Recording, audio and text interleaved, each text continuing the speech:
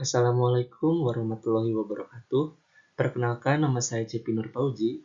Di sini saya akan mempresentasikan hasil final project, yaitu analisis data perusahaan kimia farma dari periode tahun 2020 sampai 2023. Baik, pada slide ini, saya akan menjelaskan mengenai diri saya sedikit. Saya merupakan fresh graduate pendidikan matematika Universitas Siliwangi dengan kemampuan kuat dalam pemecahan masalah, pengolahan data dasar, dan penyusunan dokumen menggunakan Microsoft Office.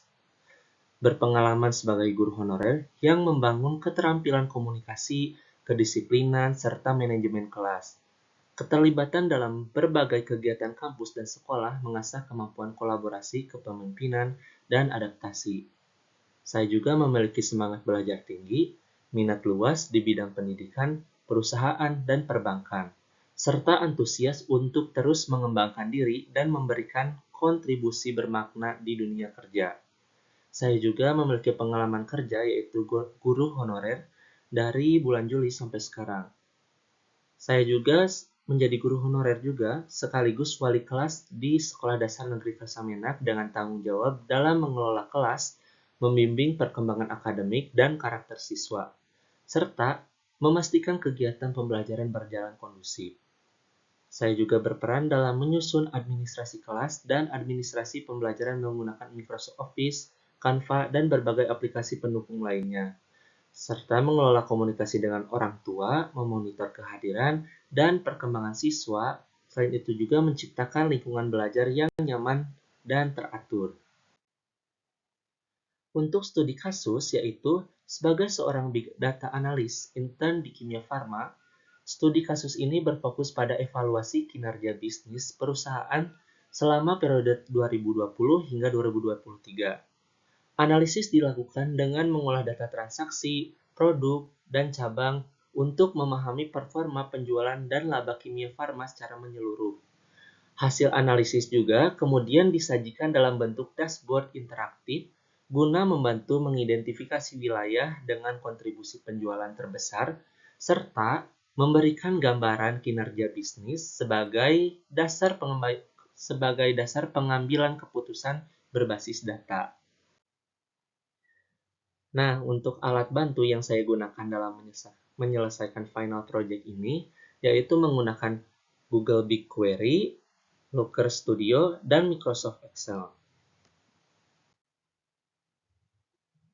Mengenai dataset yang digunakan dalam analisis ini berasal dari data transaksi penjualan kimia farma pada periode 2020 sampai 2023, yang mencangkup informasi transaksi, produk, cabang, dan inventory. Data tersebut digunakan untuk mengevaluasi kinerja bisnis kimia farma dengan menganalisis penjualan bersih, laba bersih, serta performa cabang berdasarkan wilayah. Dataset terdiri dari beberapa tabel utama, seperti final transaction, produk, kantor cabang, dan inventory, yang seluruhnya diolah menggunakan Google BigQuery dan divisualisasikan melalui Looker Studio untuk mendukung analisis dan pengambilan keputusan berbasis data. Contohnya seperti pada gambar yang tersaji dalam PPT tersebut. Kemudian, data yang terintegrasi juga pada analisis kimia farma dilakukan menggunakan BigQuery dengan beberapa tahapan utama, yaitu menggabungkan data dari beberapa tabel, menggunakan join berdasarkan primary key agar informasi transaksi, produk, dan cabang saling terhubung. Query kemudian disusun secara terstruktur menggunakan with, kemudian select, untuk memecah query panjang menjadi bagian yang lebih rapi dan mudah dipahami. Kemudian kolom yang dibutuhkan dipilih melalui select, kemudian from, sementara perhitungan tambahan seperti laba dan kategori persentase keuntungan dibuat menggunakan case when. Seluruh proses ini menghasilkan tabel analisis akhir yang siap digunakan untuk visualisasi dan evaluasi kinerja bisnis. Nah, di sini juga saya membuat dashboard performance kimia farma. Data dari Google BigQuery disimpan dalam format CSV, lalu diimport ke Looker Studio. Dari data tersebut, dibuat dashboard interaktif yang menyajikan performa penjualan berdasarkan berbagai dimensi, sehingga lebih mudah melihat pola, tren, dan perbandingan untuk mendukung analisis bisnis. Nah, untuk penjelasannya, yaitu yang pertama, daftar transaksi per cabang. Pada tabel transaksi menampilkan contoh data transaksi yang terjadi di berbagai cabang kimia farma, termasuk informasi transaksi dan cabang terkait. Tabel ini berfungsi sebagai pendukung analisis dengan menunjukkan bahwa data yang disajikan pada grafik dan ringkasan angka berasal dari transaksi nyata, sehingga meningkatkan kredibilitas dan keakuratan hasil analisis yang ditampilkan dalam dashboard. Kemudian yang kedua yaitu daftar penjualan bersih per kota. Berdasarkan diagram batang penjualan bersih per kota, Kota Subang tercatat sebagai kota dengan penjualan bersih tertinggi dibandingkan kota lainnya. Hal ini mengidentifikasikan bahwa cabang kimia farma di Kota Subang memiliki kontribusi penjualan yang paling besar, yang kemungkinan dipengaruhi oleh tingginya volume transaksi, kebutuhan masyarakat terhadap produk farmasi, atau performa operasional cabang yang lebih optimal. Nah, adapun total net sales pada kimia farma yaitu tercatat sebesar 346 miliar, yang menunjukkan total pendapatan bersih perusahaan dari seluruh transaksi setelah dikurangi diskon.